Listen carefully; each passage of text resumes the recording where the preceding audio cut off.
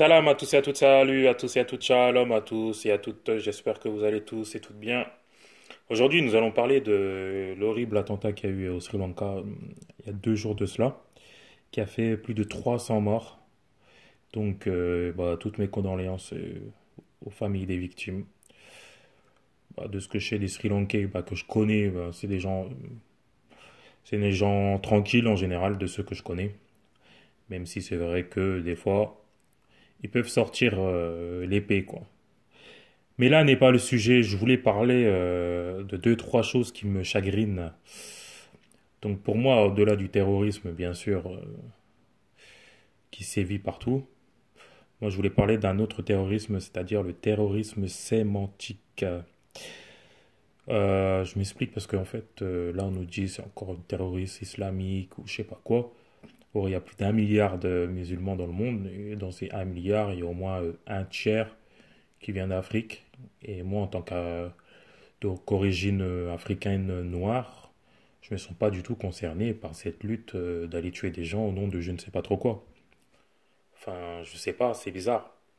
En tant que noir, j'ai l'impression que nous, on est doublement sanctionnés parce que moi, musulman noir, pourquoi moi je vais être concerné par ça, par un attentat qui se passe là? Et si demain, il y a un noir qui n'est pas musulman qui fait une bêtise, je serai encore aussi concerné.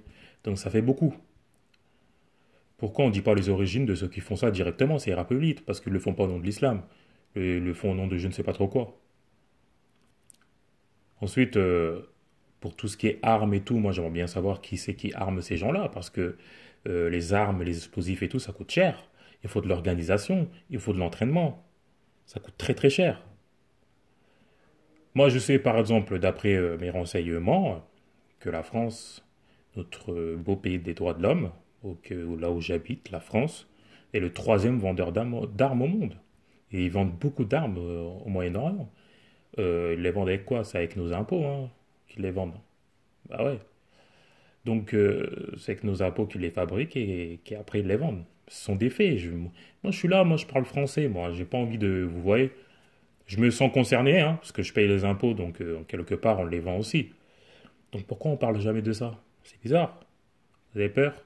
Vous avez peur de la vérité? Moi j'ai pas peur de dire la vérité. Troisième vendeur d'armes au monde. Il y a des entreprises d'armement qui vont s'installer là-bas et qui vendent des armes à gauche, à droite, pour mettre le feu partout dans le monde.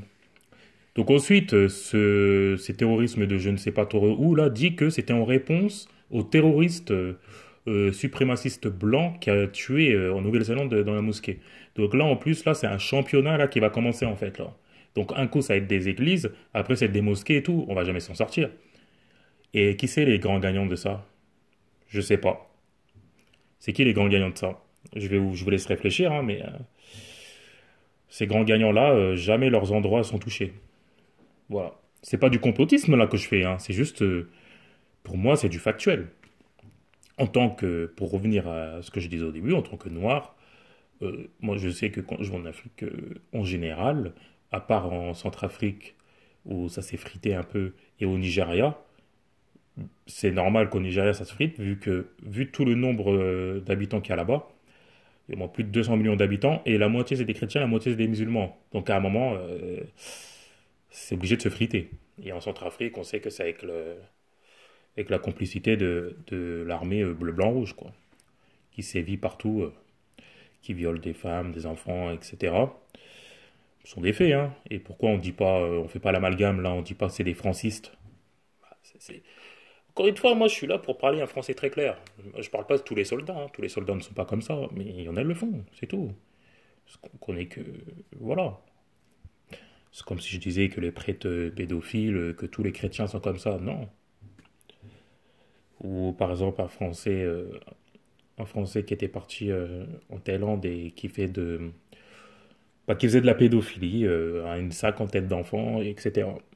Moi, je fais pas d'amalgame, j'ai rien contre qui que ce soit. Mais ce qui est bien avec nos amis les blancs, mes frères blancs d'humanité, enfin, je pense hein, que ce sont des humains comme moi. Eux, en fait, sont très très rigoureux. Hein. Ils viennent à l'heure. En fait, eux, ils sont rigoureux au tout, en fait. Ils viennent à l'heure, ils font tout, et eux, quand ils tuent, c'est vraiment qu'ils tuent tout le monde, en fait. Hein. il tue bien rigoureusement, il viole bien rigoureusement. Moi, ça me fascine tout ça. Donc voilà, c'était une vidéo, je pars dans tous les sens, mais j'espère que vous avez compris le fond.